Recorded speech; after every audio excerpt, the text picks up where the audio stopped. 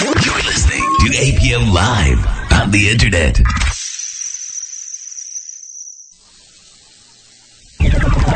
Good evening. Welcome out to GatorBytes Live. GatorBytes Live is broadcast from the Gator Cafe at Paragon Hotel Atrium. The views and opinions expressed do not necessarily reflect those of Paragon Casino Resort, KAPD, or our community partners. Now we take you live to the Paragon Hotel Atrium and your host, David Rivas. Good evening, everyone. Welcome to the special edition of GatorBytes Live. I'm Mike Nick with Andrea Caubarreaux sitting in this evening. We are going to give it our best shot on moderating and operating this thing, right, Andre? Oh, we tried. I think we worked out most of the problems. Yeah, there's always problems, but we're extremely excited to be part of this event. We have the three candidates who are vying for the job of district judge, 12th Judicial District Court Judge, Division A, and three extremely qualified candidates who have a lot to offer to Avoyles Parish, and we're looking forward to hearing their comments. Mike, I think we're very fortunate. Like you just said, we have three great candidates over here. You know, it's not all, in some races, it's not always that case, but we have three people that are great family people, great citizens, and well-qualified, great reputations. And unfortunately, only one can be judge, and I guess that's the people who are going to decide that. Yeah, it's going to be here before we know it, just about 3 weeks before the November 4th election. And I was just noticing this afternoon that the registrar's office released the information on early voting, which is going to start next Tuesday. And the fact that it's a Tuesday election, how do you see that as far as turnout? You know what? Normally, I would say that it might be a slow turnout, but I don't think so in this race. I think there's a lot of interest in the judicial race, and along with that, you have the congressional races and its senatorial races. And I tell you, that senatorial race is going to drive a lot of people to vote. I think so, and you also have some local races too that a lot of folks are interested in. And I think that'll draw the people out to the polls. Well, yes, and Marksville has all the city council races, and those will be very interesting. And so, Marksville being the biggest municipality, biggest city in the parish, I think we're going to get a large turnout with that also. But the congressional race will definitely bring some people out. But I think what's the driving force would be the judicial race here and the U.S. Senate race. I think so. I agree with you. I think that it's people are interested and people are genuinely concerned right now. We see all of the fiasco going on in Washington, D.C., and people are fed up and are ready for something different. Well, I agree with you, and I tell you, it just seems like right now, whether it's the president or it's the Senate, the House Representatives, it just feels like nothing is being done. I know I'm in the financial business. You know, the stock market has been doing well, but now it's starting to go back down again. But there's right now that the average guy doesn't feel like he's better off. And I think the average guy is going to vote. Yeah, he's going to get out and make sure that his voice is heard and send the message to these politicians, hey, we want something done. I agree with you. Do we know, I got sort of thrown into this deal at the last minute this afternoon, so I'm a little unprepared. Tell us a little bit about the format. Do you know what the format of the forum tonight is going to be? Yes, I think that we have 4 panelists. They have a number of questions that were presented to them that they can choose from. And the candidate they will decide which questions they have, and each candidate, I believe, has 3 minutes to answer. They cannot ask each other questions or ask another question that's not on here. So, and then at the end, I think they can all have a chance to give closing remarks. Okay. I believe we are just about ready to get started. As soon as David Rivas gives us the signal, we will get going here. And David is going to introduce not only the candidates who are on the program for tonight, but the folks who are going to be asking the questions as well. And we are ready now to begin. We take you now to David Rivas, who will run the show from now on. David? Good evening, ladies and gentlemen. I'm David Rivas, Jr., Director of Political Affairs. I'll be your moderator for this evening, and I would like to welcome you to another installation of our Government to Government series, where we are privileged and honored to host the 2014 Candidate Debate for the 12th Judicial District Judge, who will give our candidates an opportunity to answer a series of questions that will assist everyone in better understanding what their positions are on the issues. I would like to also thank Paragon Casino, the Tunica-Biloxi Tribe of Louisiana, and Chairman Joey Barbary and the Tribal Council. I would now like to welcome our Acting General Manager, Chris Barbary, to introduce our panelists for this evening. Chris? Thank you, David. Good evening, everyone. I will now introduce the panelists joining us this evening for the 2014 12th Judicial District Judge Debate. Please welcome first panelist, Chairman Joey P. Barbary. Joey has served as Tunica-Biloxi Secretary-Treasurer for over 8 years, previously on the Economic Development Committee, and now currently serving as the Tunica-Biloxi Tribal Chairman. Mr. Barbary has been in the hotel operations here at Paragon for over 15 years. Next panelist is Vice Chairman Marshall Ray Sampson, Sr. Marshall is Senior Vice President and Assistant General Manager here at Paragon. Sampson has been employed in the gaming industry for over 19 years and elected to the Tunica-Biloxi Tribal Council 17 years, currently serving in the position as Vice Chairman. Sampson holds a Bachelor's of Science degree from the University of Southwestern Louisiana. Panelist Anika Bruno, State Farm agent and owner, originally from Lafayette, Louisiana. Ms. Anika received a Bachelor of Arts in Accounting from Dillard University and a Master's of Business Administration from Illinois State University. She worked for State Farm Insurance Company for over 15 years in several capacities prior to becoming a State Farm agent for the last 4 years. She is also a faculty member at University of Phoenix and Lafayette campus. Anika currently serves as a board member for Vols Hospital, a board member for Arts and Humanities Council with Vols, a board member for Marksville Chamber of Commerce, and she is vice president of the Vols Rotary Club. Last panelist, Raymond Day, with the Vols Journal and Weekly News, co-editor, has worked with Alexandria Town Talk for 14 years. Rapides School Board Public Information Officer for 5 years and spent 12 years in Colorado, recently returning to Central Louisiana for co-editor of a Vols Journal and Weekly News and the Bunkie Record. Day is a 1977 graduate of Northeast Louisiana University, now known as Louisiana University of Monroe. From Bossier Parish, a 1974 graduate of Benton High School. Please welcome our panelists.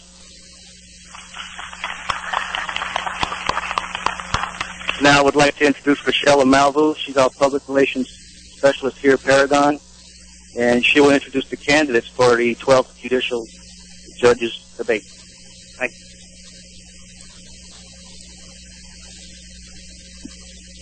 Thank you, Chris. I would like to introduce your candidates for the 2014 12th Judicial District Judges Debate. Our candidates will give a brief intro. We will start with candidate Andrea Aymond. Andrea. Very much. First, I'd like to extend my appreciation to allowing us to have this event with the Tunica-Biloxi Tribe, to the Political Action Committee, for allowing us to be here, introduce ourselves, and be able to tell you what our message is so that the people of this parish can make the best decision on their next district judge. I also appreciate the opportunity to answer the question of why in the world should we elect a 36-year-old woman to be our next district judge when we've got 2 other candidates who have been practicing more years and one who served a term as judge. Well, hopefully at the end of this forum, you'll know the answer to that question. By way of just introducing myself, my name is Andrea Aymond. I'm been married almost 17 years to my husband, Lynn, and we're raising our 3 boys, Jace, Jackson, and Jacob. I'm the parish's only board-certified family law specialist and have been in private practice for over 12 years. I've also served as an assistant district attorney for this parish for over a decade.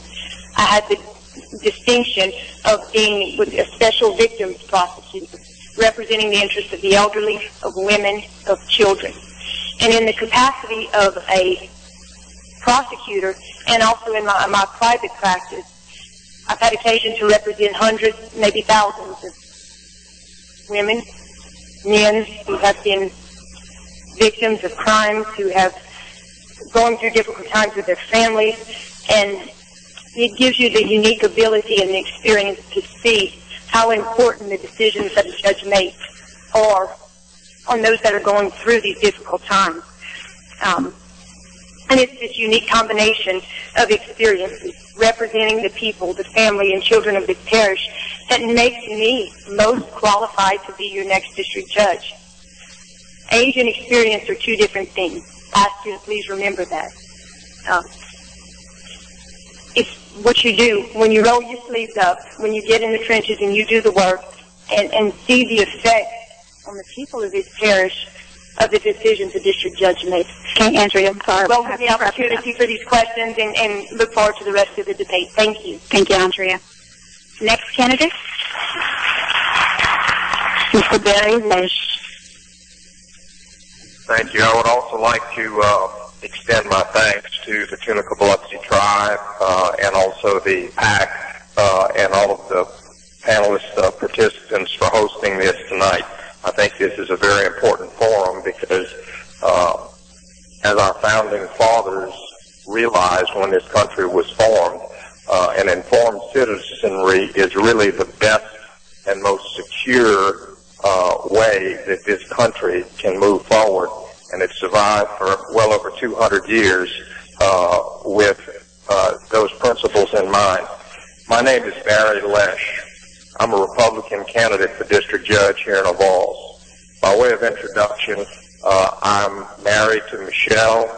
We are originally from Lafayette and have been residents of Ovalls for almost 15 years now. We have 4 children, Taylor, Brennan, Brody, and Camille. Our children have attended school in Ovalls Parish and have grown up in Ovalls Parish. We chose Ovalls Parish as a place to live and raise our children, primarily because it's a wonderful place. By way of career, I'm a 21-year attorney as of this October. I'm a partner and board of directors member with the law firm of Provosti, Sadler, Deloney, Fiorenza, and Sobel out of Alexandria. In my 21 years of legal practice, I have represented everyone from municipal governments, parish governments, serving in South Louisiana as an assistant parish attorney and in Lafayette as an assistant city attorney. I have represented businesses and I have represented insurance companies. I have represented those accused of crimes, although the part of my practice that I am most proud of is the part that has been my mainstay. I have represented literally thousands of people just like you in very important matters, everything from divorce, child custody, but mainly injury work. Okay, Mr. Laiche, can you wrap it up, please? Thank you. Thank you, Mr. Laiche. And our final candidate, Mr. Kerry Spruill. Thank you, and thank you to the tribe and to the PAC for the opportunity to be here tonight. And I'm Kerry Spruill, and I'm running for judge. And I'm married about 38 years ago, I think it is, my wife Laura, and her family and my family are all deranged. We come from Ovalls Parish. We've been here for generations, and we've raised our son Bill here, and he lives here, and he's raising his family in Ovalls. I've had the opportunity to work for the people of this parish for 36 years as an attorney. Many of you I've done work for that are here in this audience. People know me by the quality of work that I've done for 36 years. They know Kerry Spruill because I first started out with the DA's office for about 18 years. I seen the law from that side. I've had an opportunity to serve as judge for 6 years. I've practiced law for a total of 36 years here, done everything from domestic work to all kinds of civil lawsuits, to all kinds of property work. You name it, I've done it. I have the experience, and I have the sincere desire to serve the people as the next judge here. I'm here with a message that comes from my campaign of one of good government. And that's what we're here about. I want to bring a legacy to this parish as its next judge of one that fosters justice for all of the people of this parish. I know the law, I have the experience, and I'm here to give back at this point in my life as the next judge with a platform that will make people comfortable with our court system and understand our court system and make cases move forward and witnesses not have to wait long hours to be heard. My program is one that hopefully when people have been in my courtroom, they will look back and say, you know, that was a good judge. He listened to me. I'm a good listener. He heard my problems. Thank you, Mr. He applied the law, and I saw justice done. Thank you. Thank you. These are your candidates. Mr. David Rivas will now come up to continue tonight's program. Thank you.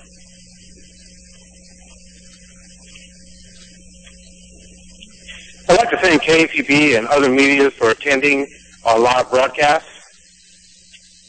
I would also like to thank, and we're very fortunate to have the Cenlaw Food Bank with us. Today, you know, we lead and feed by example.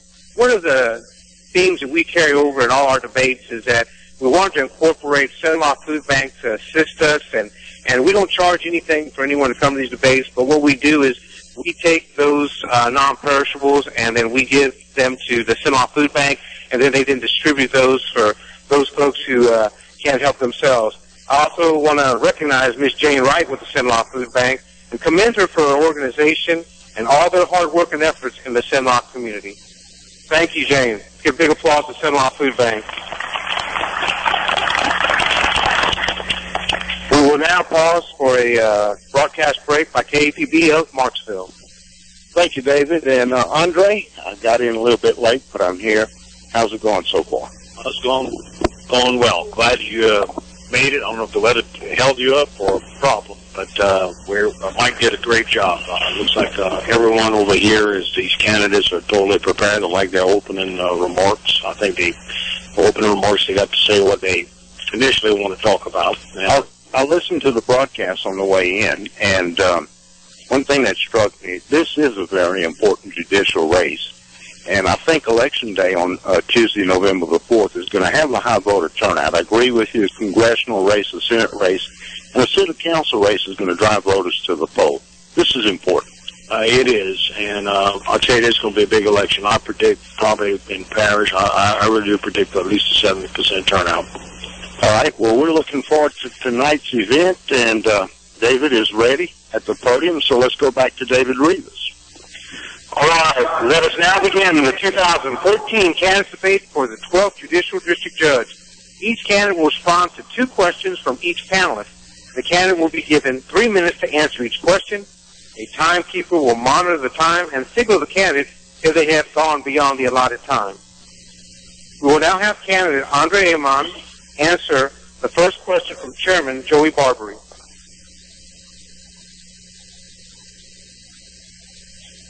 Many times in a child custody hearing within the court, it seems that the female parent is awarded the rights to domiciliary custody, whether true or not in dealing with these sort of cases. How would you proceed in assuring that there is fair treatment and evaluation as to who should have the rights to domiciliary custody, whether it be female or male? Chairman, thank you for asking me that question. As the parish's only board-certified family law specialist, this is something that we deal with every day. It's one of the issues that are most prevalent in our court. Other than our criminal court, matters related to child custody or what comes before a judge more often than not. And right now in our parish, the situation exists where more and more families are going through a divorce or children are born out of wedlock, and it's up to the judge to make a decision as to where that child lives in the allotment of time with each parent. And when you look at the law simply says a judge is to do what's in the best interest of the child. And it gives a few guidelines to follow. But what does that mean?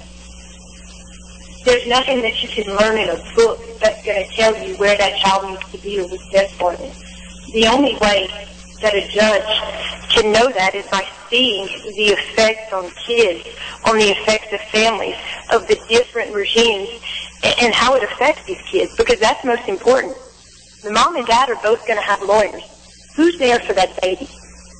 That's going to be my job as judge, is to find out what's best for that child in any given situation. It's a different day and time. It used to be that mom's got custody and dad's every other weekend visitation. There's no formula anymore. You can't. I can say that my husband is as good as or a better parent to my 3 boys than I am. And they need him just as much as they need me. So to give preference to one parent over the other is not something that I will ever do, nor will I ever have a bias coming in and saying, okay, this parent gets custody automatically and you convince me otherwise. It's a different time. Both parents work. It takes both to bath, homework, feed kids. You have to look at the situation, present it to you, and do what's best for that child, because that's what's most important. And as your judge, I've seen it. I've seen the effects on the babies of what's worked and what hasn't. And being in that position, on that side of the bench, is going to make me way better sitting on the other side of the bench to do what's best for those kids. Thank you. Thank you. Candidate Laiche will now answer the question. Thank you for the question. In the district court, we very often see child custody disputes. Sometimes it's people who have been married and have had a child and get divorced. Other times it's people who have never been married, conceive a child, and then are faced with the difficulties of raising a child. My understanding and appreciation of the law is that the law favors joint and shared custody of children. Best interest of the child is most certainly the judge's focus when deciding custody issues. But when people have children, I believe personally that they are cast into a very important role in our society. And that's a role that should be nurtured by both parents, and it is something that, unfortunately, in our society, the courts have to step in and say grace over. I think it's a tall order for any judge, because you're talking about the best interests of children coming up sometimes in an environment that is less than desirable. I believe that as district court judge, I will do everything within my power to create a good home environment for children where both parents are involved and both parents cooperate. Now, you know, getting people to cooperate that may not like each other is a pretty tall order. But I have a plan that is much different from what we see today in the 12th Judicial District. When I sign a custody order, it's not going to be signed and sent out the door and each parent is left to deal with their lawyers. Every child custody order that I sign will have an automatic 60-day status conference set in that initial order. You're going to return, and we're going to sit down, whether you have lawyers or not, in open court, sometimes in chambers if the circumstances require. But we're going to talk about how it's working for you, what needs to be done to better improve things for that child and for those parents. You know, we talk about child within the best interest of the child, but there's also an important consideration here. Each parent has a constitutional right to raise their children the way they see fit within the bounds of the law and morality. And I'm here to tell you that it's not going to be one-sided. Whether you're male or you're female, I'm going to hold you to a high standard of acting in the best interest of your child. And if you can't do that, we're going to find out how you can. Because there is no more important role for a district judge to to ensure that a child has a stable living environment with both parents present and equally participating in the raising of that child.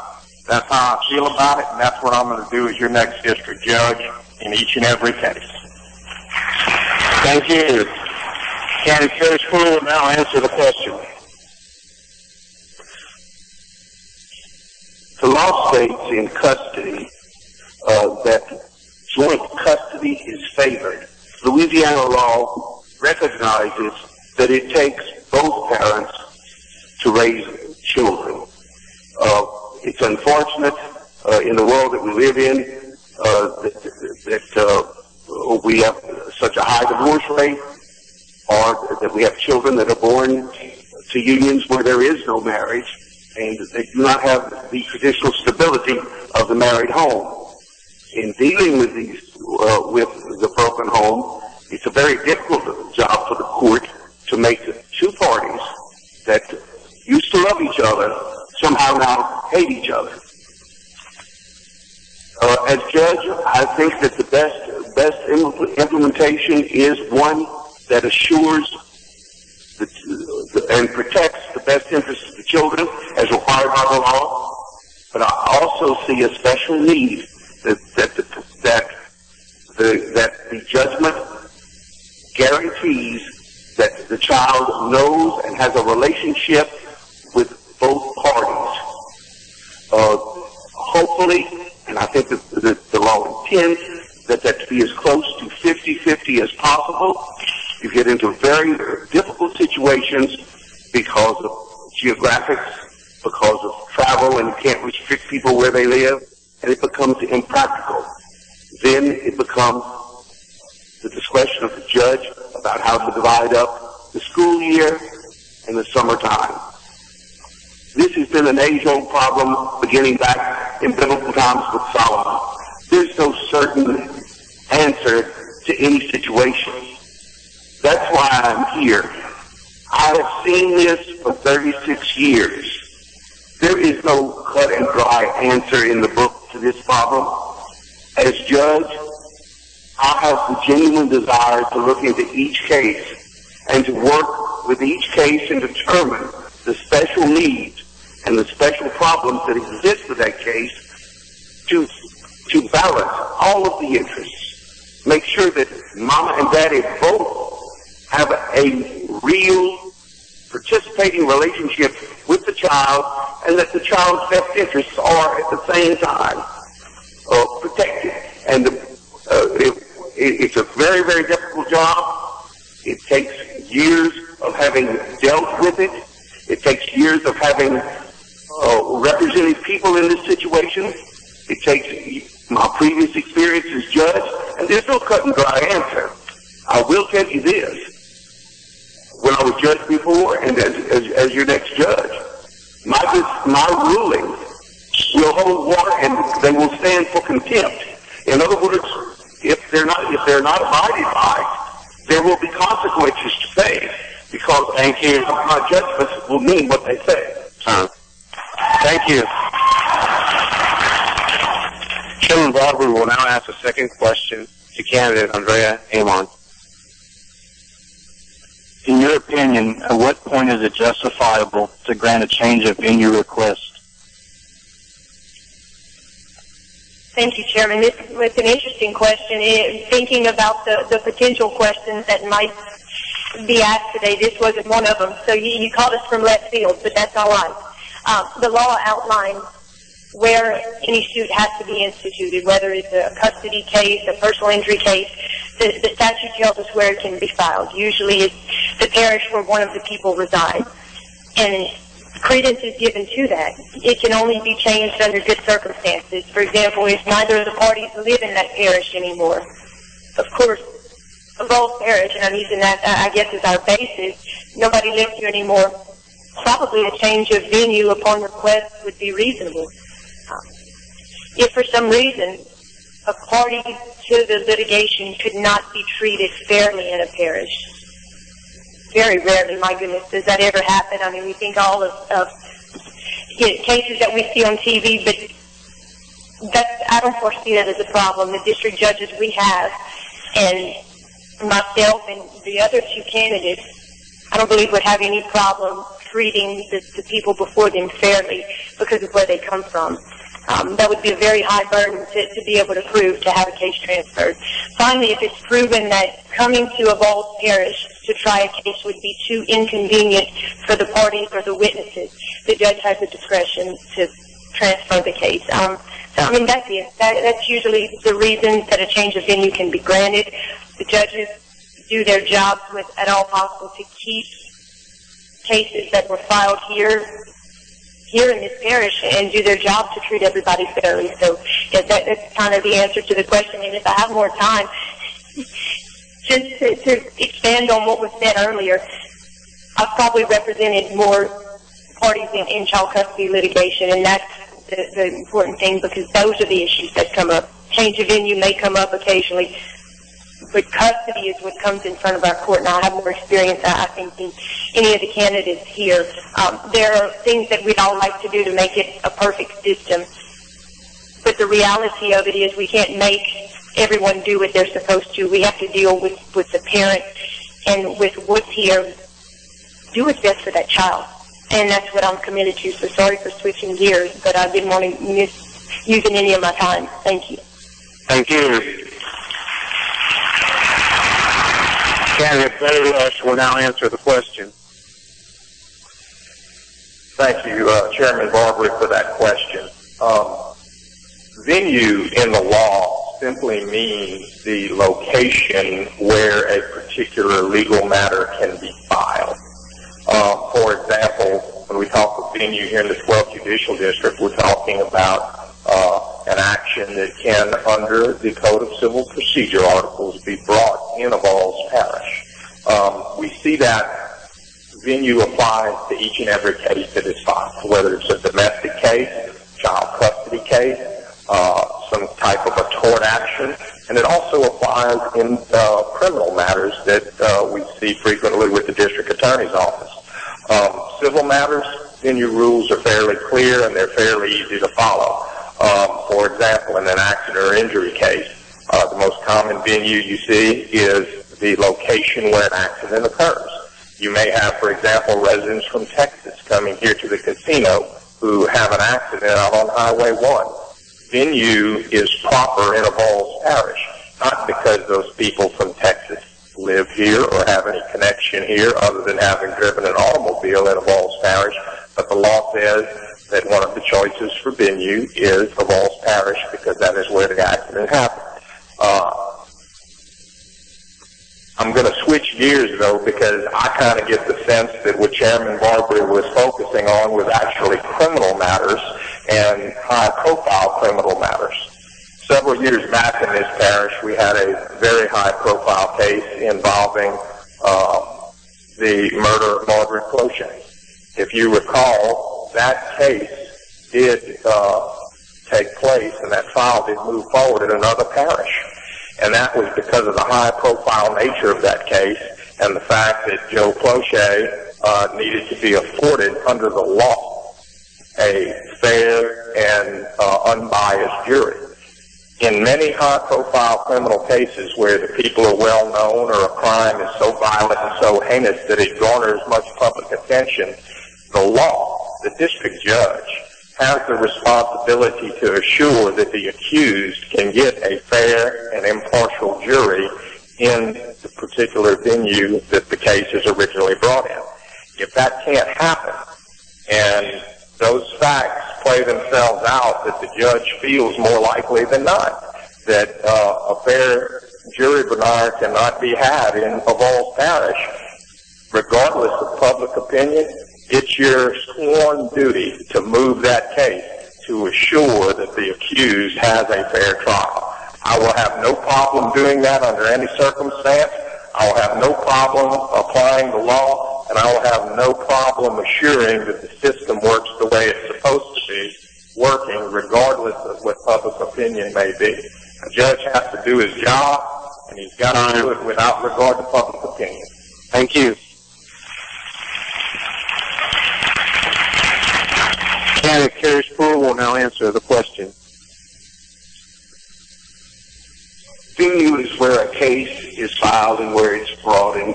As mentioned by the other candidates, venue is set out very clearly in the Code of Civil Procedure or the Code of Criminal Procedure as to where the action or the lawsuit is to be filed. Of course, in custody cases, it becomes a question many times of the court. Is this the proper forum to adjudicate the issue of who has custody and who has visitation in this case? As my tenured judge and in my practice of law, I've had the opportunity to consider all aspects and all legal issues concerned in this matter.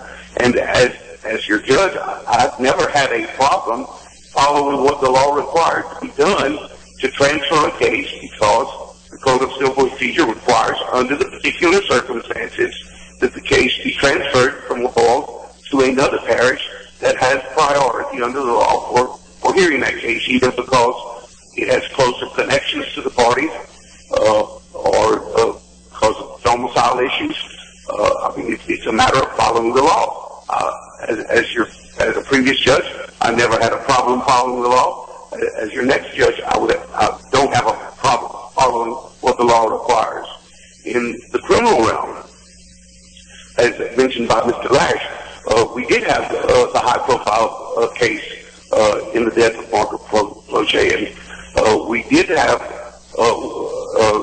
the opportunity for the case to be transferred from the local venue to another parish for consideration in that parish, because the judge felt that that the rights of the defendant required, because of fair trial purposes, to be transferred to another parish.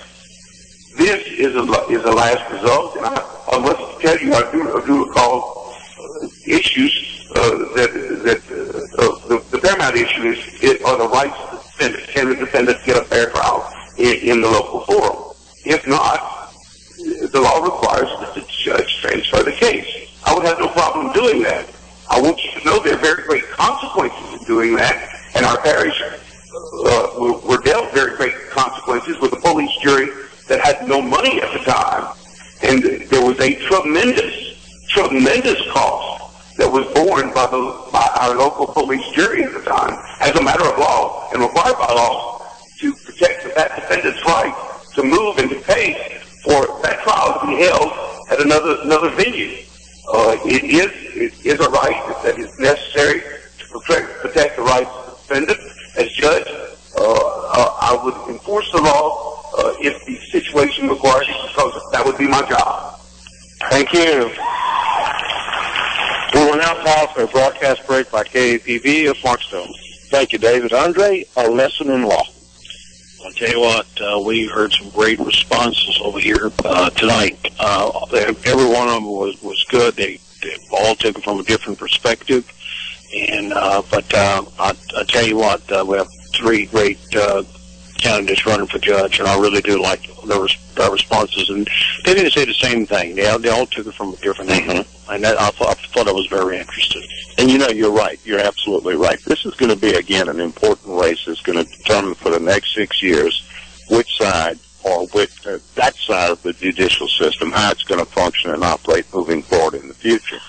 So a good understanding and knowledge of the law certainly is important. That's why you got to be a lawyer to be able to run for district judge.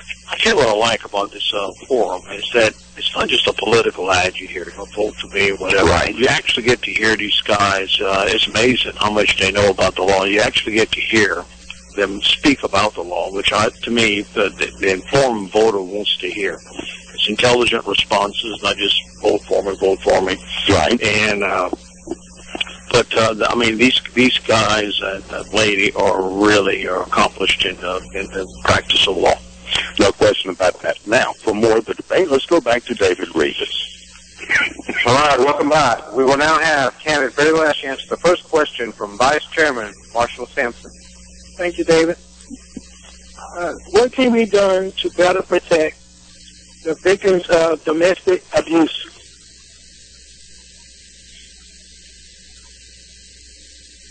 Chairman Sampson, thank you for that question. And to answer it very directly, I think a whole lot.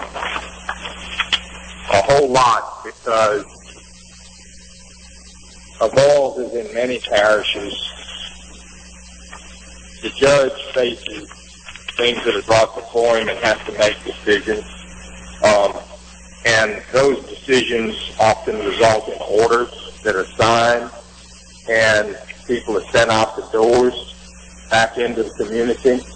And I believe that there's very little follow-up and enforcement of things that are signed and supposed to be mandated. When I grew up and became an attorney, I'll be very honest with you, I was scared to death the first several times I had to go into a courtroom. I looked at a judge, and the judge was an intimidating figure. I think something has been lost in today's world, including here in Rivas Parish, with regard to the respect for the court system and what a judge's order is really supposed to mean. But I also believe that there's something that can be done by way of coordinated efforts between local law enforcement and the court and the district attorney's office to better enforce domestic abuse orders. Certainly someone has to have the availability of a system to go to. They've got to reach out to somebody when they're in trouble. If elected judge, my office will absolutely be open 24 hours a day to any victim of domestic abuse. I'm going to make myself available to law enforcement, to the district attorney's office, to victims, and to family members who need help. The judge's office is about, or should be about, service to the citizen. Domestic abuse happens at all hours of the day. And again, I can sign orders and I can say what is supposed to happen and what is not supposed to happen as your district judge. But you've got to give that some teeth. And what I mean by teeth is, if I sign a domestic violence order, or a temporary restraining order, or whatever terminology you want to put on it, you can bet that there's going to be follow-up. There's going to be a 15-day follow-up, and then a 30-day follow-up, and then follow-up as often as is required thereafter by getting the parties into my courtroom, and we're going to talk about what's happening, and we're going to talk about what's not happening. And as said by one of the other candidates, there's going to be consequences. I don't take domestic violence lightly. Domestic violence is a very impactful crime on families, and it is very impactful on the lives of children. If I'm your next district judge, I want you to understand that you have an open door and you have someone who is willing and going to help you. Thank you.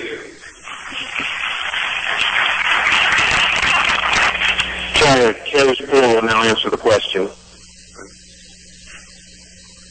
This is a very serious problem in our parish. I remember in my tenure as judge, the implementation under Louisiana law of special efforts and registry of domestic offenders here in our state, which has really been a tremendous inroad and a great help in this area. When a person is charged with domestic abuse, the charge goes from the sheriff's office to DA, through the DA's office and into court immediately. But there is a registry that is kept by the Louisiana Supreme Court on these cases of these offenders. It is a nationwide registry, and if there is an injunction that is issued under these protective orders in Title 49, you make a national registry, and that person's name comes up on the registry. If they're stopped by law enforcement, they're on a special register as having committed this particular type of offense. Also, in my tenure as judge, we implemented a 3-day cool-off period. Anyone charged with such a crime put in the jail. It was not bailable. There had to be a cool-off period. If there was a temper problem such as this, and there was physical harm to someone's mate, there was a mandatory cool-off period.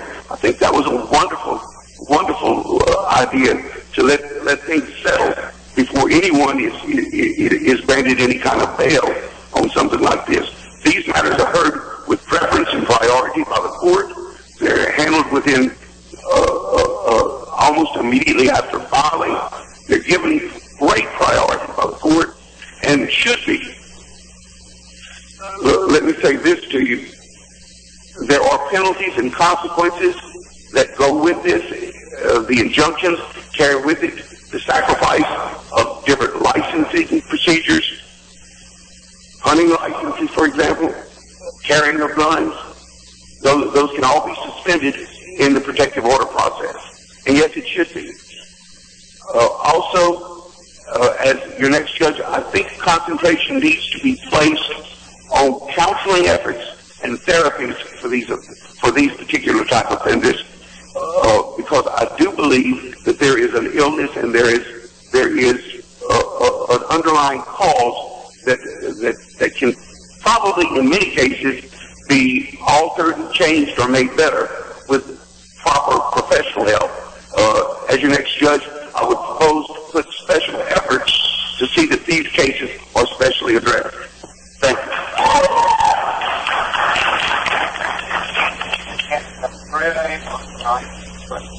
Thank you. During my tenure as an assistant district attorney for the past decade, I recall one of the biggest issues that we faced was the high rate of domestic abuse battery cases that came in front of our parish. In proportion, it was amongst the highest in the state. And this is what I was assigned to work on for the past decade in my capacity as an assistant district attorney. Right now, there's a mandatory 72-hour holding period that's been in effect, and before anyone is to be released on bond, the law now requires that a hearing be held with the district attorney's office before the judge to determine whether this person can make bond. Very serious, and that's why we need to be very careful before an arrest on this is made, which our officers are doing. What's available to do is we have intense anger management programs, we have protective orders, but where it starts is in our young people. Where is the first sign that there's a problem? In our young people in the schools. If we don't catch it then, it snowballs and it manifests with our domestic abuse battery, arrest, with our drug rate, but it starts in the school, and that's where my concentration is going to be, is looking at our juveniles and trying to identify the problems then. Also, whatever rules we put in place to handle these domestic abuse battery cases, they have to be the same for everyone. We have to have one set of rules for each person that comes before a judge, whether you're there on an arrest for domestic abuse battery, a drug offense. The punishment has to be the same. But this is something we definitely need to address. We need more education, and we need to stop it before it gets to that point by working with the schools.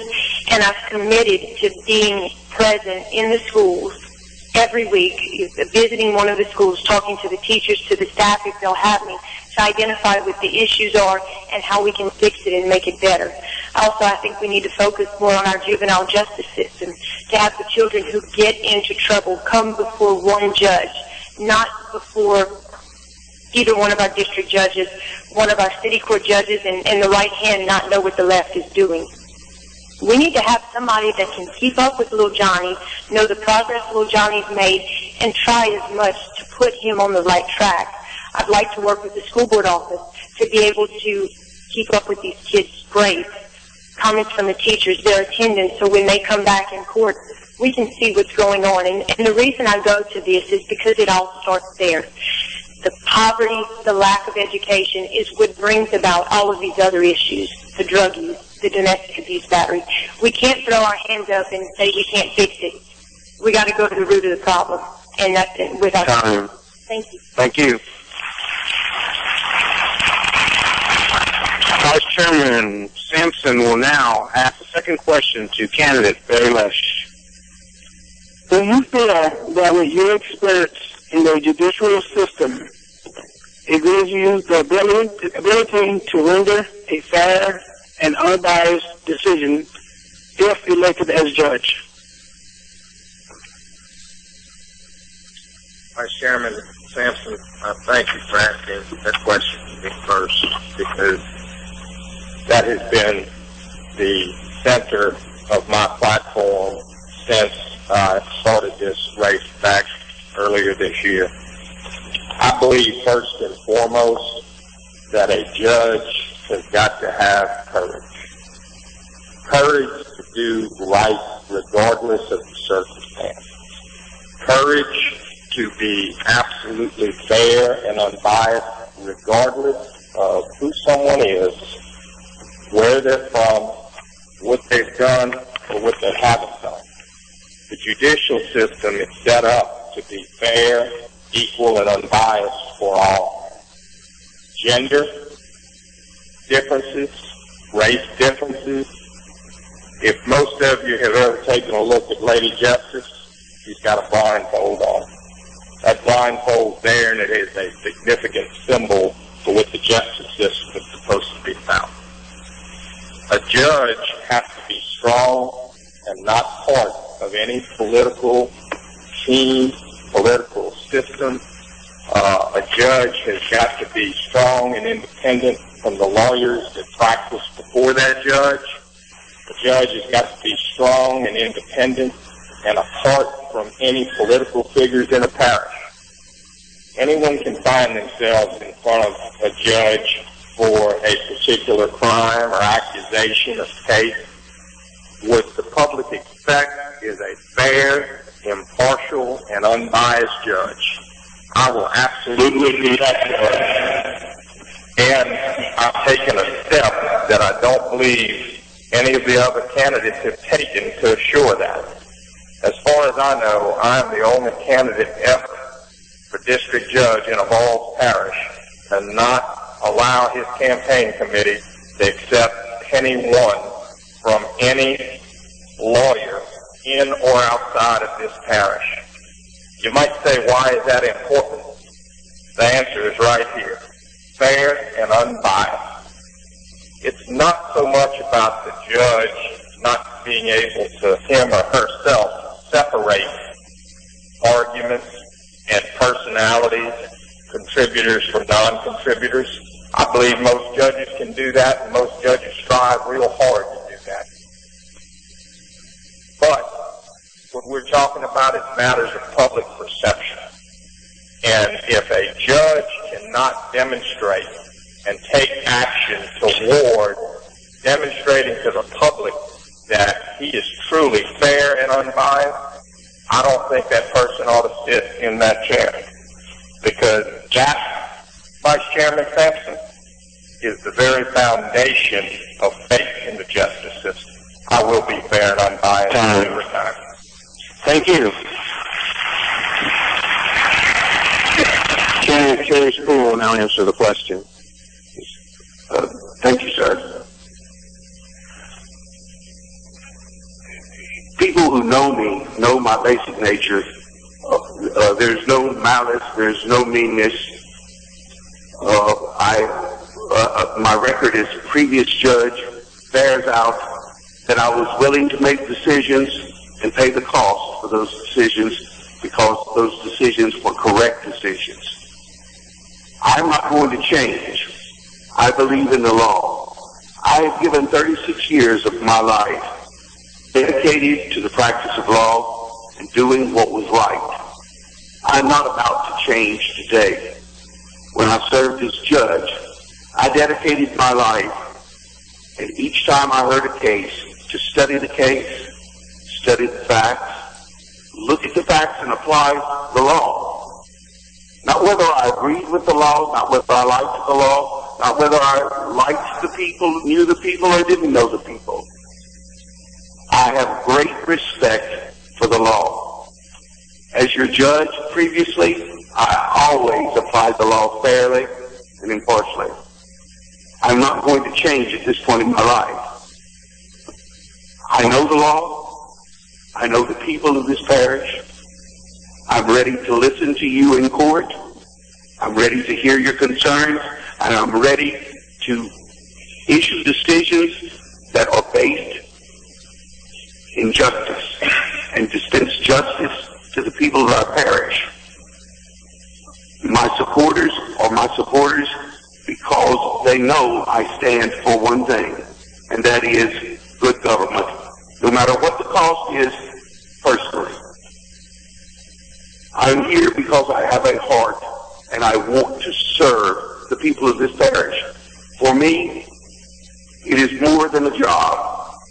For me, it is a calling. I feel that I have the experience, and I know in my heart I can give our parish a court of which all the people of this parish can be proud. It's the kind of court we all deserve. I know how I've lived my life. You know how I've lived my life. You've been here with me for 36 years. You know how I ran the court before, and you know how I'll do in the future. That's why I'm asking you to vote for me as the next judge. Of course, I will always be fair, and I will always be impartial. Thank you. Thank you.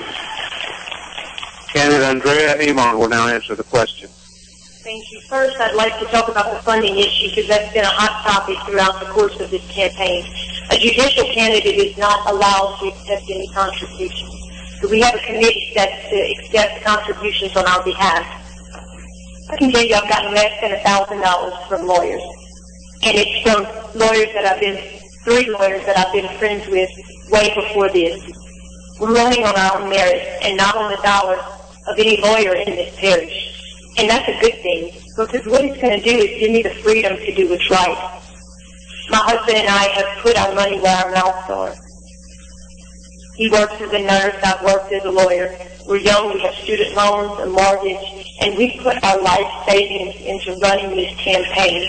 And I tell you that because we're investing what we hold dear, what we work for in this parish to make it better for our kids and for your kids, because we believe we can make it better. We're spending far less money than any of the other candidates by running a grassroots, door-to-door campaign. We haven't gotten thousands of dollars from any one law firm. We're just relying on hard work and passing the message on what's right. We can all put ads and say we're going to be fair. We're going to do a good job and all the same vanilla campaigns. But look at what we have done before we run for office. Look at the lives that we've led, the way we've raised our children. That's going to tell you what kind of judge we're going to be. Not what's put in any newspaper ad. And I ask you, please, ask who I am. Ask what kind of man I'm married to. Ask how we're raising our kids. That's going to tell you what kind of judge I'll be. Not what's putting in the ad. Thank you. Thank you. We'll now pause for a broadcast break by KPB of Marksville. All right, thank you, David. Andre, things spiced up just a little bit in this last segment, don't you think? Yeah, I believe they talked on a lot of the political issues that they were jostled between them. Mm-hmm. And they addressed them and gave them all their point of view. I'll continue to say that they had some great responses. I think the Laiche and Kerry Spruill probably have shown more experience. Andrea Aymond has shown a fresh approach to the judge's race. He's taken it from a different perspective. And but all of them just like I said, a very good job. No question about that. And if you go back to the beginning of the debate, as we've progressed into this segment, the last segment that we just took, it's very obvious that one of the key issues in this parish are families and domestic abuse. Of course, of Royals, over the last 2 or 3 years, during that period in time, number 1 in the state of Louisiana as far as domestic abuse is concerned. That's something that's very, very important to our parish. It impacts a lot of people. So that has been one of the key issues brought up here this evening. You know, it's a funny thing to say this, either about child custody or domestic abuse. You know, 20 years ago, if you had had a debate like this, that would have probably not been a real big topic. Right. It would have been like, I'm going to put somebody 50 years in jail if he does something. You know, I'm going to be a tough judge, drugs, that would come up. And it's just a totally different approach right now, and you can see what's on people's mind. And but yes, you're right, and I'm really amazed with the answers and they're given. I think this has been a great debate. and I believe it's serving the public well. No question about that. Now, see, our moderator, David Rivas, is back at the podium and ready to continue, so let's give him the go sign. Welcome back. We will now have Kerry Spruill answer the first question from Ms. Anika Bruno. How would you handle having to make difficult decisions as judge that may conflict with your personal beliefs? As judge, I know from experience that I've had to set aside personal beliefs and personal opinions because they don't count in a court of law. The law means nothing unless you have a court and a judge that has total respect for the law and the purpose of the law. I think that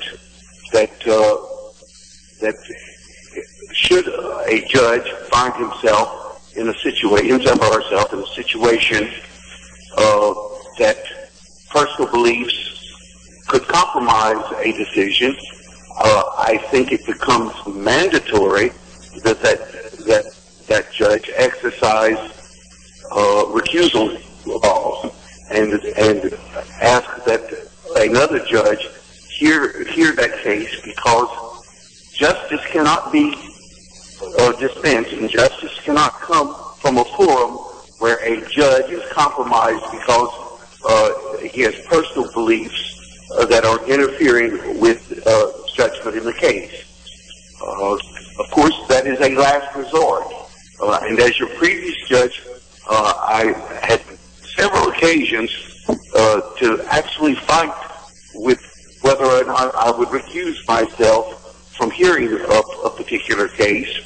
I never did, because I felt after much deliberation and much consideration, I was able to put aside all personal feelings and even concern about conflicts or consequences that would come from the decision, and I felt a duty and a responsibility to the people of this parish to render what was a correct decision under the law. As judge, I feel the ultimate responsibility lies with me to assure that the law as given and prepared by the legislature must be enforced by the local court. And I will do my utmost to make the law apply to every person in our parish equally, no matter who you are, where you come from, or what the circumstances are. The meaning of the law only has meaning if a judge is fair-minded and applies the law equally to everybody. And that's how I feel about that particular situation. Thank you. Candidate Andrea Aymond will now answer the question. Thank you. Judges are governed, and judges right now, I've learned that extends to judicial candidates as well. They're governed, and we, I guess, as judicial candidates, are governed by a code of conduct that puts a heightened responsibility on you simply because of the position that you hold, simply because of the importance that a district judge has in the decisions that he or she makes. Part of that sworn duty is to be fair, regardless of your personal beliefs, and to apply the law. So can I do that? Of course. It's more, and I'm telling a little more about me because I want you to know me. I'm asking you to trust me to make some of the most important decisions that come before this parish. And from an early age, that's how I was raised. You adhere to your duties, you do what's right, and part of the duty is being judges apply the law. From the time I was 15 years old, we went to work. I went to work. I had responsibilities. That's those same values that are going to come with me into the judge's seat. You do what's right, you mean what you say, and always ensure that your actions and your words match up. Not just now, but before and after. There's age and experience. I'm going to expand a little bit while I have time, but age is a number. Experience is what you get by the work you've done, the work that I've done as a practicing lawyer on the issues that actually come before a court. And what you've learned, what I've learned about the people of this parish, I'm going to apply the law with compassion and a desire to serve everyone in this parish when you hire me for the job of judge. It's an interesting interview process, let me tell you, this running for office. But there's light at the end of the tunnel. We have an end in sight, and there have been experiences that we've learned, that I've learned, that I wouldn't trade for anything. Learn about yourself, the people of this parish. You learn about your friends and family. So thank y'all for welcoming us with open arms. It's been fun. Thank you. Okay, Barry Rush will now answer the question. Thank you, David. The question is best answered by me with two words: openly and honestly. I will be open in making those decisions with the people that they impact and with the public. I would also be honest with myself in reaching that decision, whether or not I have a certain bias because of personal beliefs that would not enable me to be a fair and impartial trier of fact, that would not enable me to apply the law as it is intended to be applied. Throughout this campaign, I have probably more so than anyone been very vocal on some personal beliefs that I have. I'm a Catholic. I'm a conservative. I'm anti-abortion. I'm pro-life. I'm a strong believer in the Second Amendment and your right to keep and bear firearms. There are instances that will come in front of the court that may cause those beliefs to become an issue. I don't think there will be many, because right is right and wrong is wrong. But a strong judge, a judge who is dedicated to the law, who believes in the law, will be able to take those personal beliefs, and I will be able to take those personal beliefs and put them in their due place and sit in that chair and render fair and unbiased decisions without regard to my personal beliefs and applying the law to the facts at hand. I think I can do it each and every time. But rest assured, if there is ever a time when I do not feel that I can be fair and impartial and set my beliefs aside, I will be the first one to speak up and say it in open court and give very good, valid, specific reasons why I'm recusing. But under the law, a judge should only recuse his or herself in very rare circumstances. They're actually outlined. And there's another article in the recusal section for judges that talks about a judge having an obligation to set those beliefs aside and hear cases fairly and impartially. So recusal is not a light matter. When a case is assigned to you, it's your sworn duty to sit up there, hear the facts, apply the law, and do so in the spirit of justice without regard to your personal beliefs. Do I believe in the things I've said in this campaign? Absolutely. You've got a right to keep and bear arms. I believe in my religion. I believe in your right to exercise free religion. I believe in your right to exercise free speech. Do those beliefs sometimes come into that courtroom? Yes. Can I set them aside? Absolutely. Thank you. Ms. Spruill will now ask the second question to candidate Kerry Spruill. Should the process of obtaining a protective custody order in a domestic situation be reevaluated and restructured to better protect the victims of domestic violence, or are you comfortable with the current process?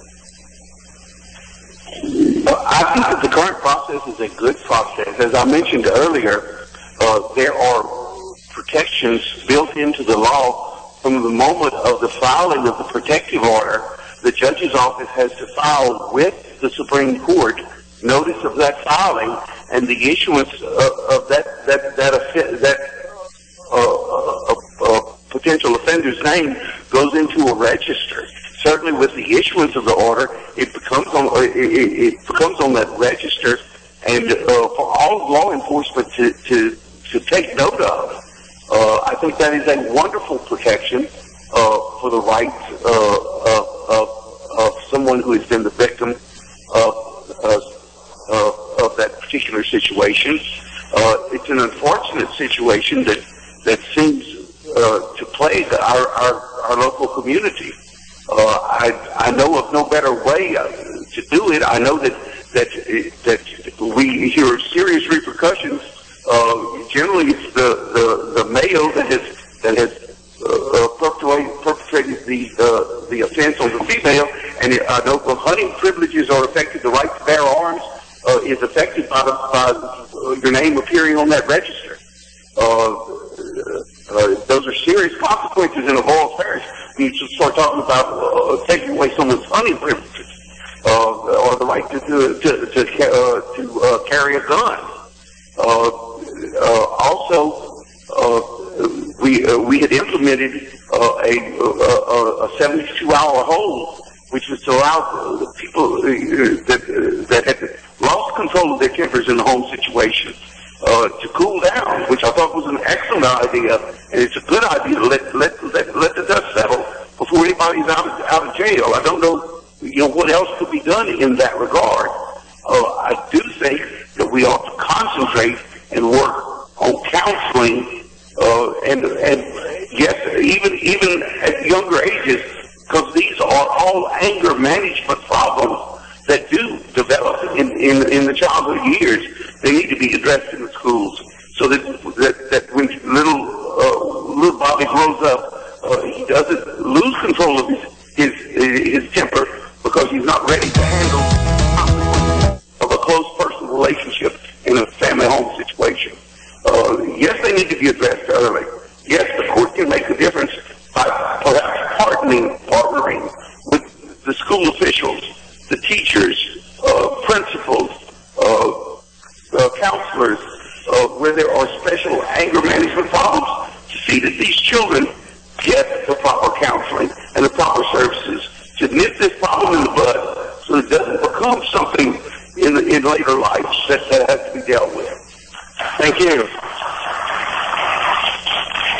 Candidate Andrea Aymond will now answer the question. Thank you. The law allows for two types of restraining orders, one which is under Title IX of our revised statutes, one which is under Title 46. And I'm assuming you're talking about Title 46, which I'll expound upon. Title IX is pretty easy to get. More often than not, when a divorce is filed, a generic request for a protective order will be put in that just prohibits parties from harassing one another and that sort of thing. Now, probably the question is referring to Title 46 restraining orders, and right now the process for obtaining it is simply to go to our clerk of court's office, sign a sworn statement that an abuse has occurred and that you're in fear for your safety. And what's going to happen is the order, if the judge deems valid, will immediately issue.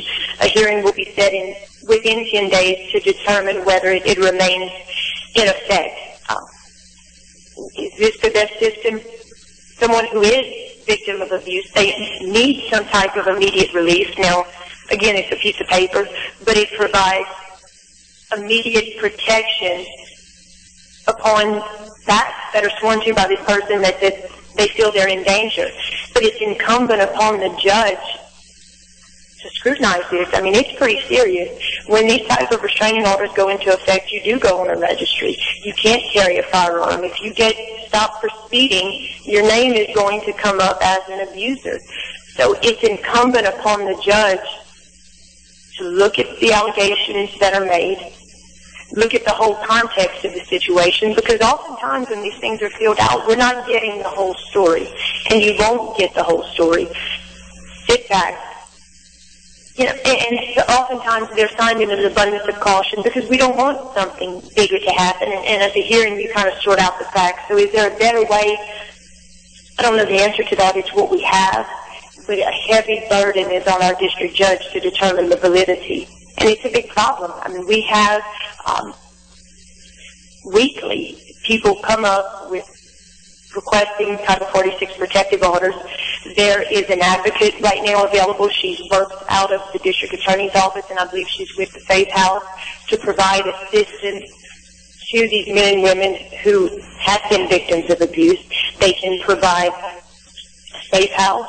They can provide clothes. They can provide some limited funding to get these victims on their feet.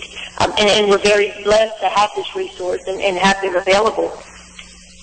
But it's a system we have. We always have to be willing, though, to change, to be innovative, to build on what we have, to look at what's going on in other parishes and what works to perfect what we have here. Thank you. Thank you. Candidate, very last will now answer the question. I would answer that question basically in two parts. Yes, I am comfortable with the current process, but there's always room for improvement. I think in answering the question, the other candidates have adequately stated the process. But there's a little bit more to it than that.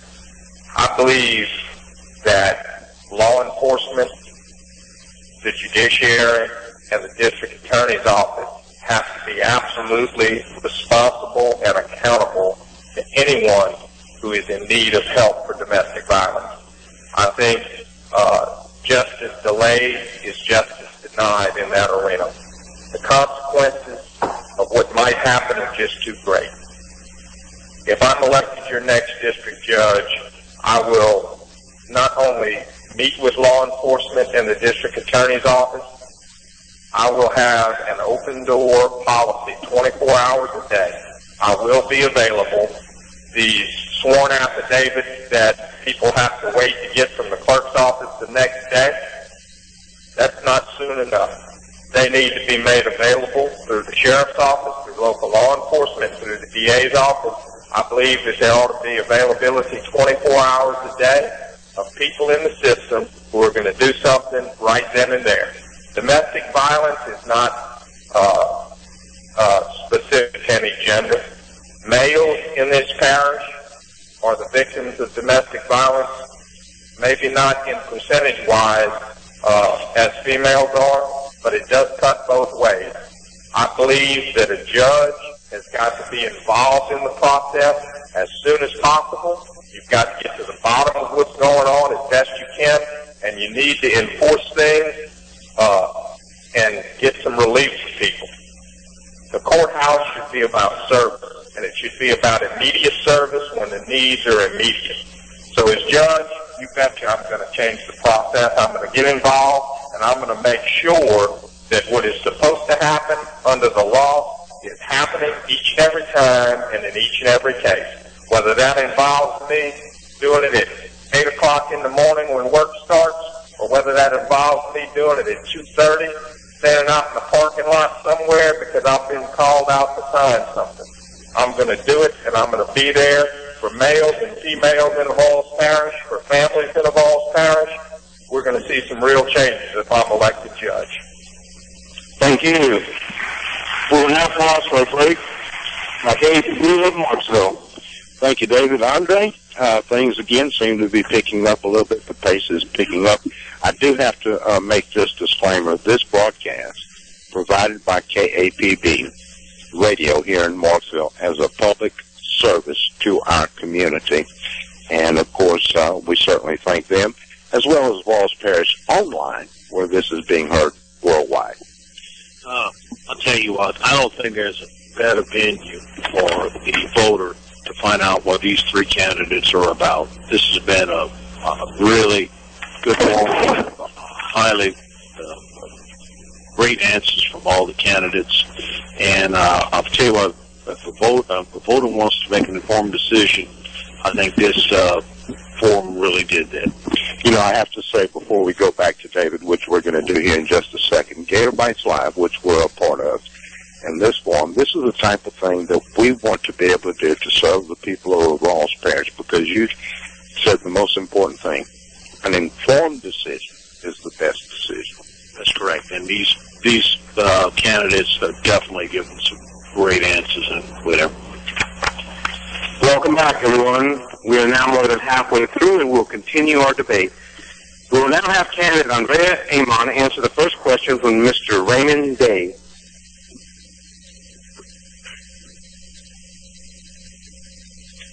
Knoxville and Bunkie have recently been singled out as being among the more dangerous municipalities based on crime rates. Do you believe Rivas Parish is more dangerous than other communities? Why or why not? Thank you, Mr. Day. I don't know what the statistics were based on. I guess it's crime rates per capita, and I don't have any reason to disagree. Certainly, we don't feel that way in our parish. There is more instances of having to lock the doors when we leave, whereas we used to leave our keys in our car and houses unlocked, and that's not the case anymore. So whether or not we have the highest or among the highest crime rates in the state, it's still not going in the right direction. When you can't leave your house unlocked to run to the store, leave your keys in the car, something's wrong, and we need to fix it. So why is this? What's causing it? Well, we have prevalent drug use going on. Our educational system needs fixing, and that all just compounds to lead to the crime rate. Our biggest employers, thanks to the Paragon, our jail, our prison system, and our schools, those are the biggest employers. And we need more. We need work, poverty, lack of education is what leads to these other problems. And I go back to what I started with earlier. My emphasis is going to be in focusing on our juvenile justice system. 4 facets. Truancy. We have families in need of care, children in need of care, and ungovernable kids. That's where the problems first appear. That's where we need to fix it. By having a judge working with our kids, available in our schools, and working with the other areas, the district attorney's office, the sheriff's office. We've all got to work together to get this kicking on all cylinders. We also have a tremendous drug court program here that is working well, and we need to use it more. It's funded by the state Supreme Court. You have a team of a representative from the district attorney's office, from the indigent defender's office, the probation office.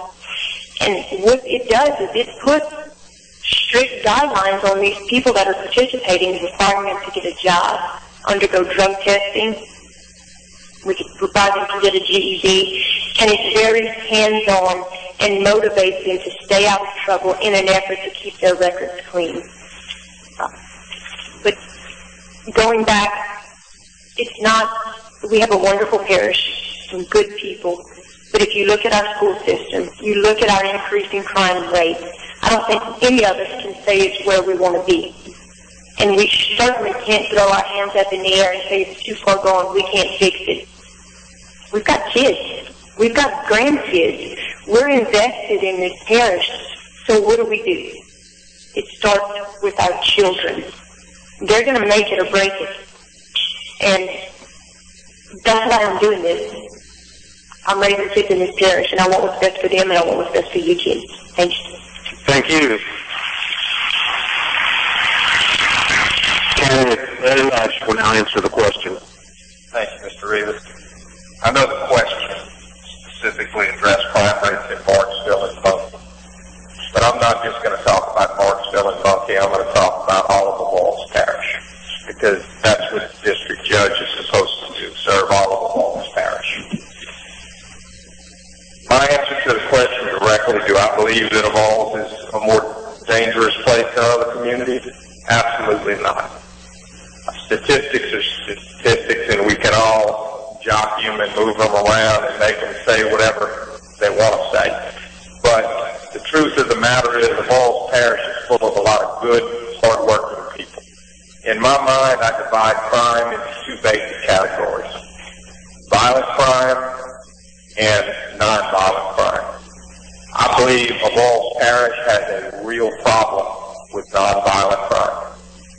Property crime, drug crime, and I believe that those statistics bear out that the court system needs to do more.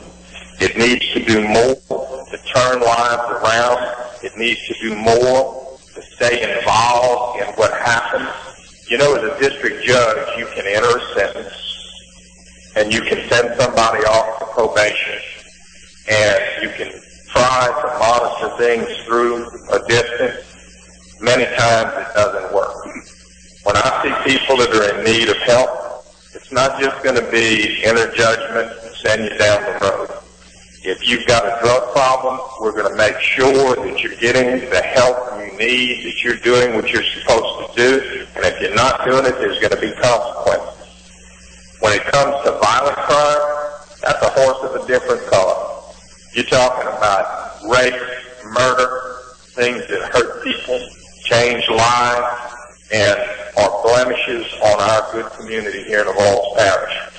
I will tell you this, I'm not going to have any mercies on violent offenders. Violent offenders need to be controlled, and it needs to be stopped. And the best way to do that is by having a strong court system that is going to afford a fair opportunity for all involved, including victims. But when it comes down to it, violent crime needs to be addressed, and it needs to be addressed in a stern way. I believe that my willingness to work with law enforcement and the district attorney's office is very important, because a judge sitting by his or herself cannot do it alone. It takes a combined effort. And I have, again, an idea that I believe we can all work together in this parish to make it a better place, and I will do that. I will do that in each and every way I can. But do I believe that Rivas Parish has a problem more so than anywhere else? No. We need to address what we do have, though. Thank you. Kerry Spruill now answer the question. Do I believe that we have a parish that is more dangerous than other parishes? Certainly not. I don't know what statistics are being used to make this comparison. Again, maybe we have more honest people turning in those records than other parishes. I don't know. I don't know what the criteria is for the figures that are being used. But that being said, as judge, there's very great responsibility that goes with that office, especially in the criminal area. And as a preface to what I'm going to say to you here today about this in answering this question, I want you to know that we must never forget the premise that not everyone charged is guilty. We must never forget that in the system that we live in. That being said, we do have some areas that we do need improvements. I pledge strong efforts to work with law enforcement and with our district attorney's office to make our world a better world. Does that mean I'm going to find everybody guilty? No, that's not the answer. The answer is to do what's right under the law and to follow the law. In other words, if the evidence doesn't warrant a guilty a finding, then it's not guilty. That's what it is. At the same time, if you're dealing with a person that has committed a first offense, that person needs to be treated differently than that person that is treated that is a repeat offender.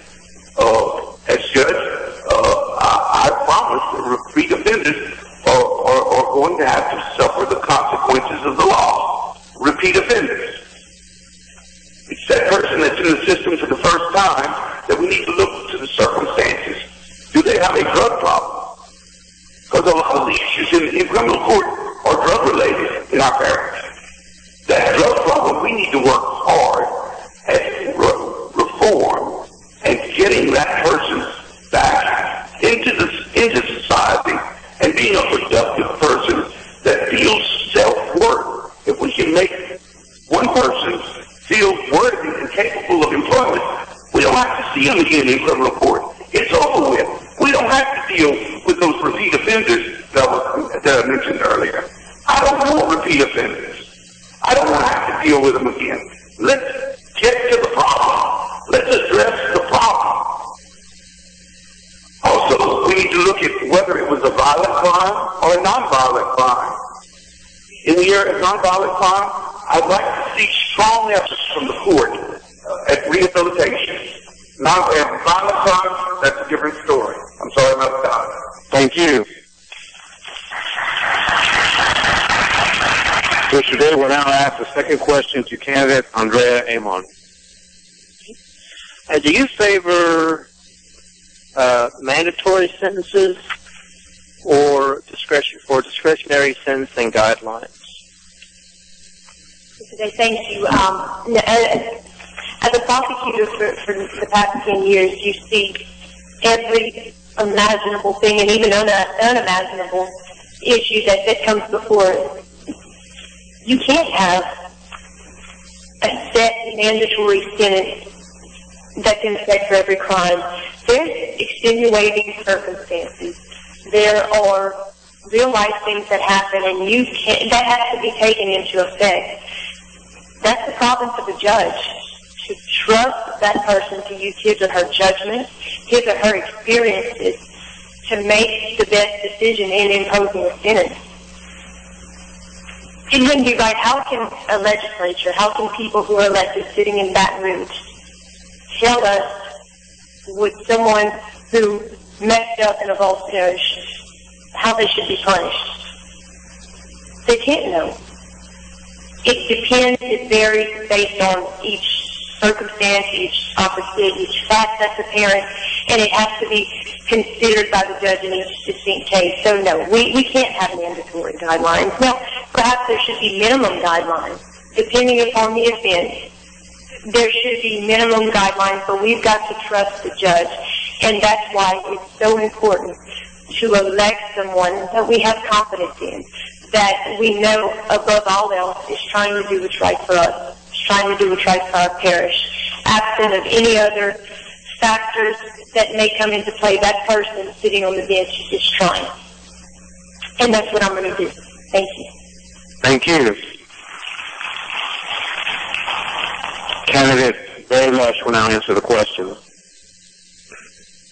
I believe that discretionary sentencing is very much a part of being a good and fair judge. Each person that comes before you is going to have a different set of circumstances. In our society, the legislature makes the law, and the legislature sets forth with each criminal violation a range of penalties. Sometimes those include just fines. Sometimes those include fines and or jail time. For more serious offenses, the penalties can be pretty significant. I believe that a judge has got to exercise good discretion in imposing sentences and look at all the facts. And I believe that where a judge comes from, that judge's life experiences, the evidence that's before the judge, the nature of the crime, the circumstances dealing with the offender, circumstances dealing with the victim, all of that has to be considered. You know, there's no two offenses that are going to be just alike. There's no two offenders that are going to be just alike. There's no two victims that are going to be just alike. I think whoever the citizens of a Vulse parish hire to fill the role of district judge in Division A has an awesome responsibility that they're going to undertake. And that is to be fair, impartial, and equitable in each and every sentence that's handed down in criminal court. I pledge to do that to the best of my ability. I pledge to do it without regard to who someone is, what gender they are, what race they are. None of those things should come into consideration. What should come into consideration are things that are unique to the particular offender, unique to the particular crime, unique to the particular victim. I'll do it each time. I'll do it every time.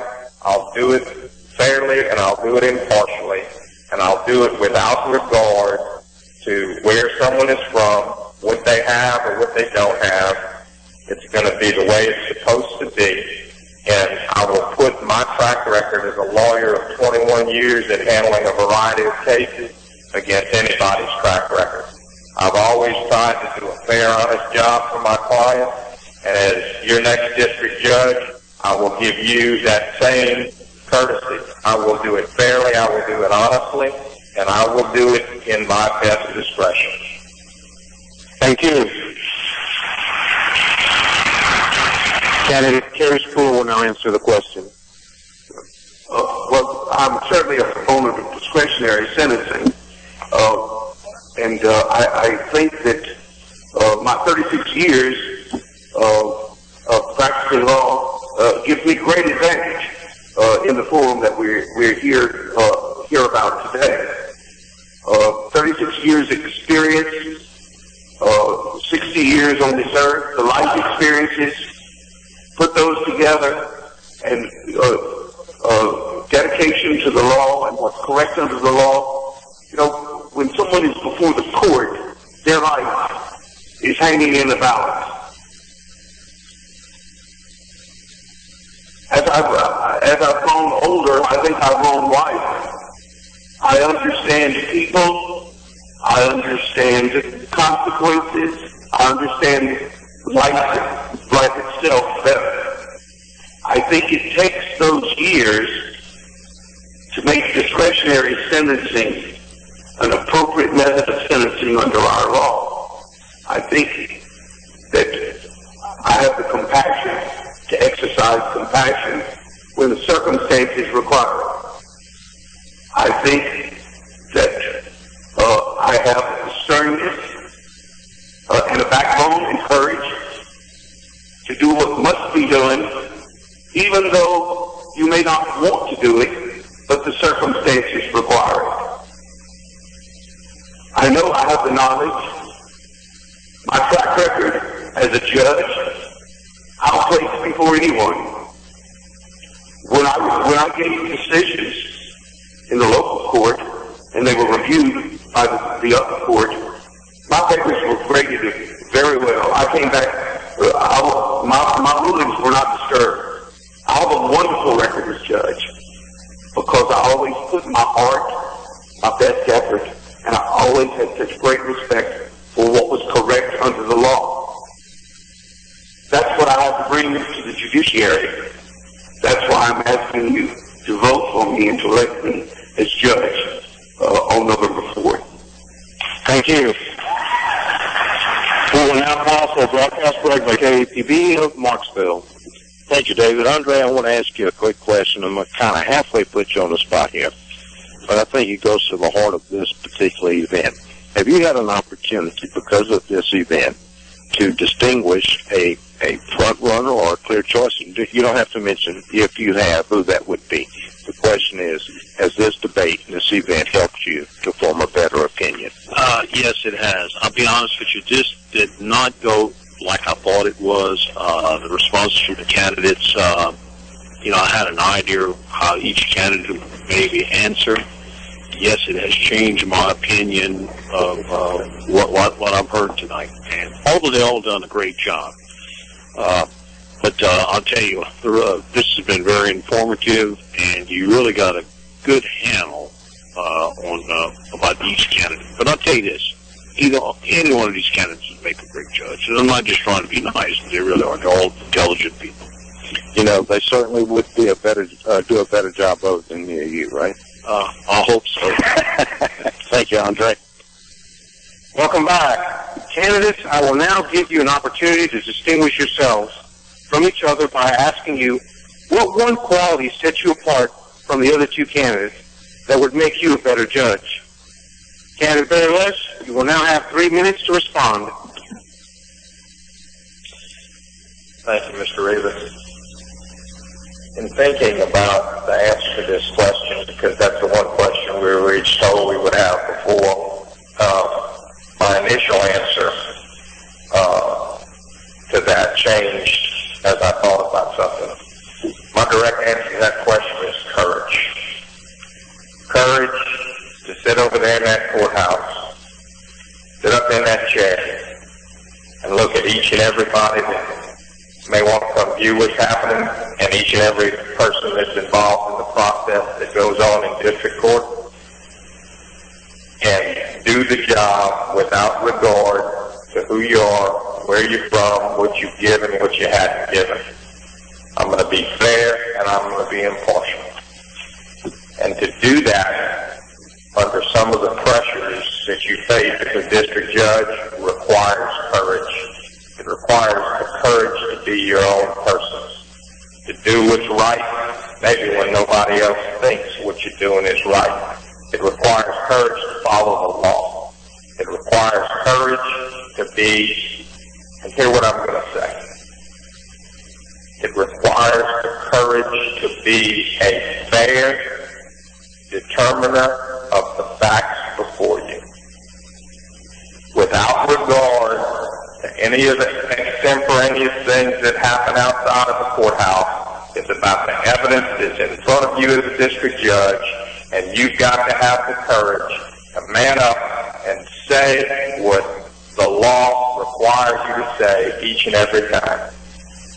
Over the 21 years of my practice as an attorney, I have fought some pretty hard fights for clients, and it requires that same courage to stand up in the face of adversity sometimes, to stand up and do the right thing, even though somebody's coming against you.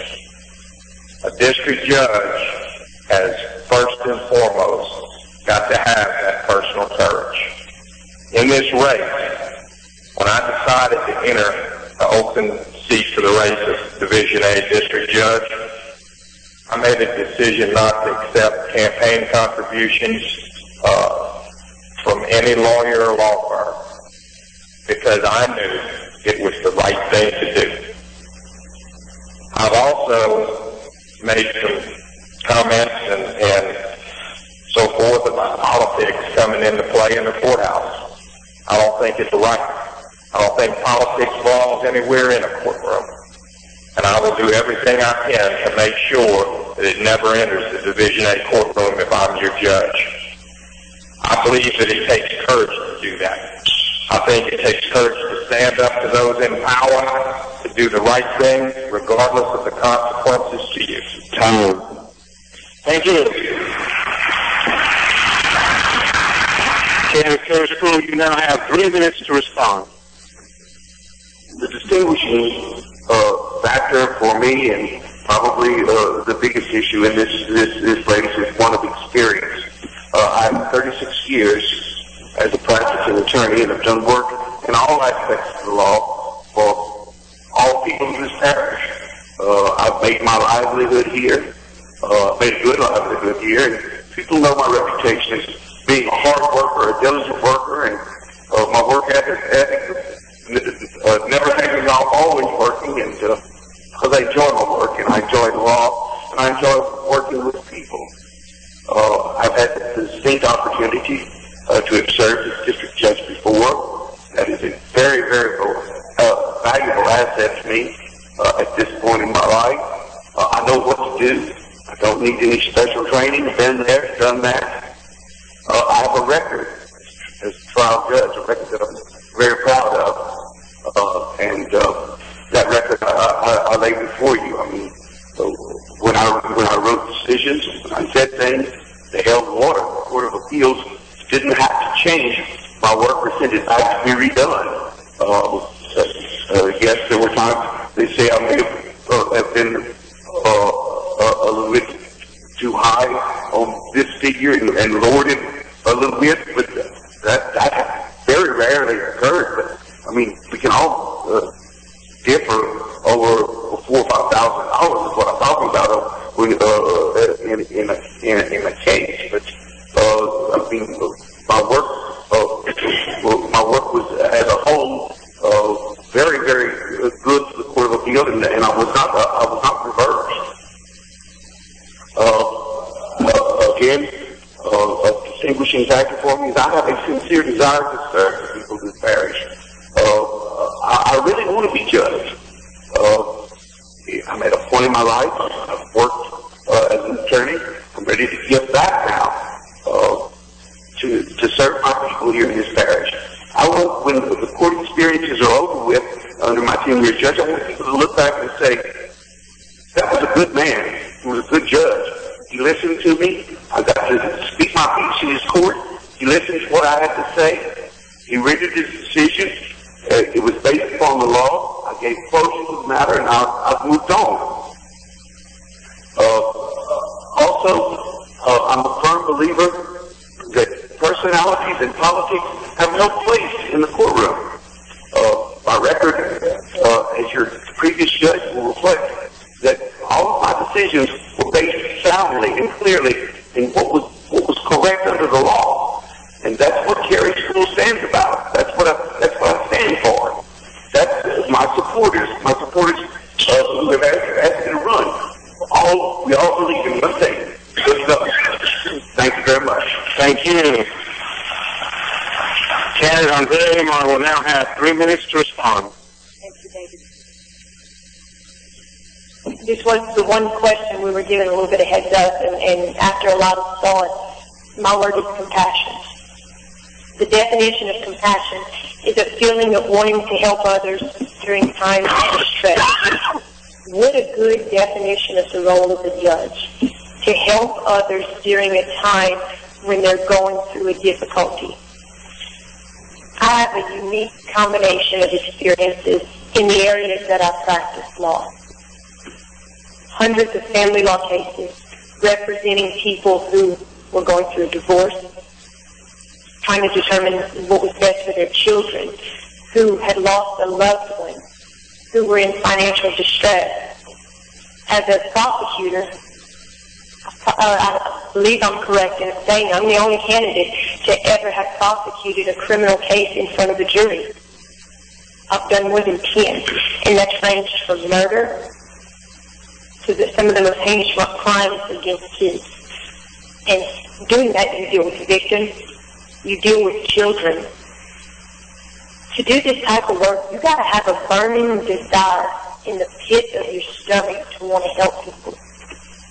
You have to be willing to listen, to wipe tears, to hug, to feel the pain of those that you're working with. That's the only way that you can have the appropriate amount of empathy and compassion to do what's right by each person standing before you. When you've seen it on that side of the bench, seen with the people of this parish go through at times when they find themselves in court. It's kept me up nights. I've shed tears over it. But it's those experiences that are going to make me a better judge from looking at it on the other end. Now, please don't confuse compassion with weakness. Sometimes compassion requires us to care enough to make people accountable for the decisions that they make. When I discipline my boy, I'm doing it with love and compassion, but I'm also doing it because they need to know right from wrong and to grow from and learn from the experiences. So you can have compassion while still being stern and still do what's right. It's this compassion for the people of this parish, the children, and the families that distinguishes me from the other candidates running for this office. Compassion. Thank you.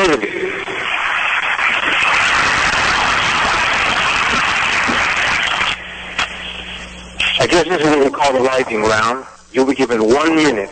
Each candidate will now have that minute for their closing remarks. Candidate Laiche, you will begin your closing remarks. Thank you, Mr. Rivas. What I want to say very quickly is this. This election is about real change, an opportunity for real change in Rivas Parish. I'll offer to the people of Rivas Parish my sincerest effort to be a strong, effective, truly independent district judge. And when I say independent, I mean independent apart from all politics, apart from all lawyers who work in the courthouse. I will offer to the people of Rivas Parish a fair, honest courtroom where you can come and expect two things to happen. Number one, we're going to treat you with dignity and respect. Number two, we're going to follow the law. We're going to do what we're supposed to do, and we're going to do it without regard to who you are, where you're from. It's going to be equal for all, regardless of your gender, regardless of your race, regardless of your circumstances. Thank you.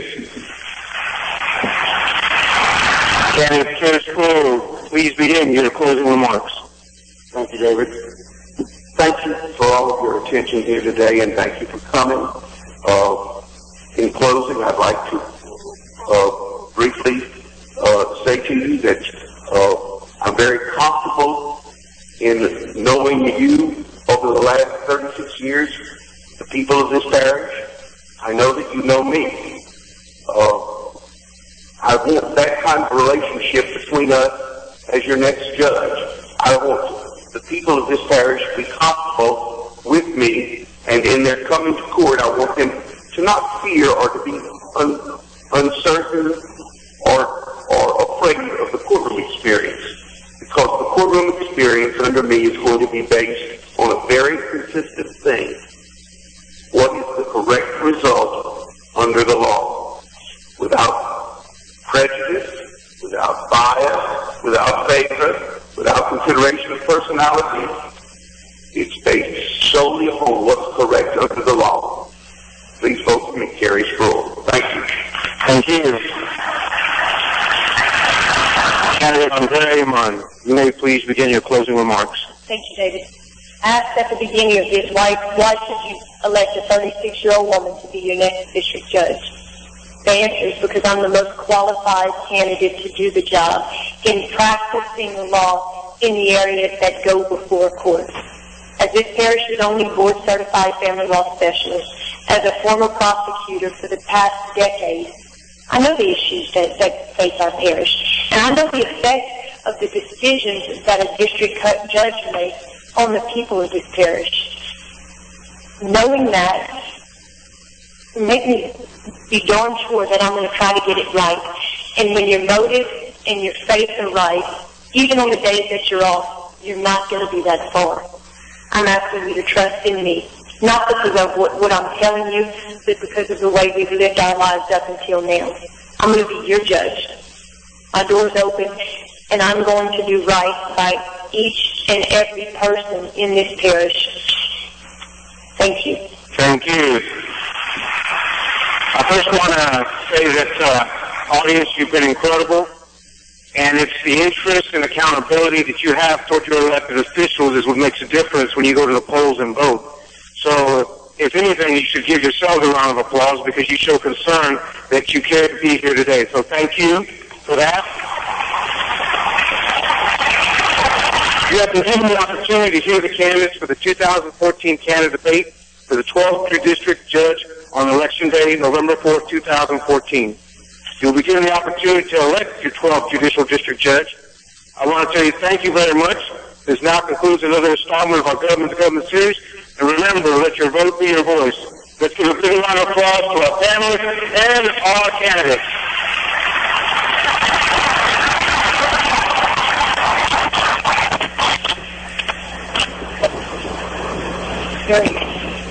All right, that concludes our debate for this evening. But before we leave, I have to take this opportunity to, first of all, say thank you to Michael Nick. Mike, come over here.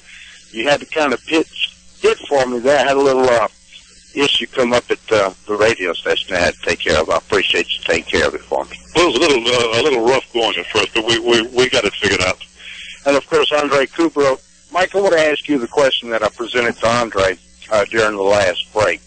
Without saying who, if anybody, did this forum give you an opportunity as you sat and you listened to give you an opportunity where you can say, hey, that looks like someone that could be our next judge? Well, but it's going to be a tough decision for the people of the parish because I think that we're very fortunate to have three very qualified candidates, brilliant candidates, experienced candidates. It's going to be a tough decision. And I think regardless of who is elected, they are going to do right by the people of the parish. I have to agree with that. And Andre, very, very important that we all come out and take advantage of our opportunity to cast our vote on Tuesday, November the 4th. No doubt about it. Like I said, this was a great venue for the voters. We heard from candidates, learned about their experience and their attitudes. And I tell you what, they were very honest up there, and I think it was really good. On behalf of David Rivas, our candidates, our panelists, Pat Tosser. I'm back at the radio station. Mike, Nick, Andre Caubarreaux. I'm John P. saying good night and God bless.